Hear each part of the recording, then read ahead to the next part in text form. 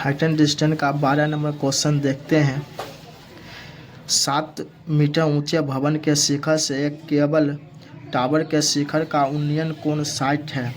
और इसके पाद का अवनमन कोण 45 है, तो टावर की ऊंचाई निकालते हैं। भवन की ऊंचाई 7 मीटर है, तो 7 मीटर भवन है और एक टावर बताया गया, एक टावर है जिसका अवनमन कोण, तो इसके द्वारा जो बनाया गया उन्नयन कोण जो इसके शिखर पे जो है ये 60 है और इस भवन के द्वारा बना हुआ कोण अवनमन कोण ये 45 है, तो ये भी कोण 45 होगा। तो हम यदि मान लेते हैं इसकी ऊंचाई यदि 7 है तो ये भी 7 मीटर। तो हमने मान लिए A B C D E, तो जिसमें बताया गया टावर की ऊंचाई क्या होगा। तो 12 नंबर क्वेश्चन था, तो माना कि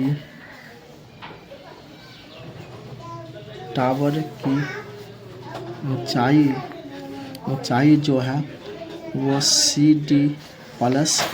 डी ई है। तो हम त्रिभुज से चल लेते हैं, त्रिभुज ए बी ई सी, तो 10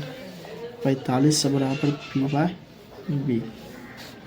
10 45 का मान 1, तो पी का जो मान है वो हमारा है 7 और ए ई, तो ए ई बराबर 7, तो एक आ गया और दूसरा का त्रिभुज से चल लेते हैं, यानी ए ई का जो मान होगा बी डी के बराबर होगी, अर्थात त्रिभुज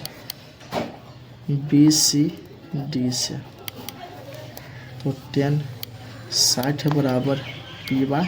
बी, जिसमें इस त्रिभुज का जो पी है वो मालूम नहीं है, डी सी बट्टा बी का जो मान मालूम है यानी डी बी,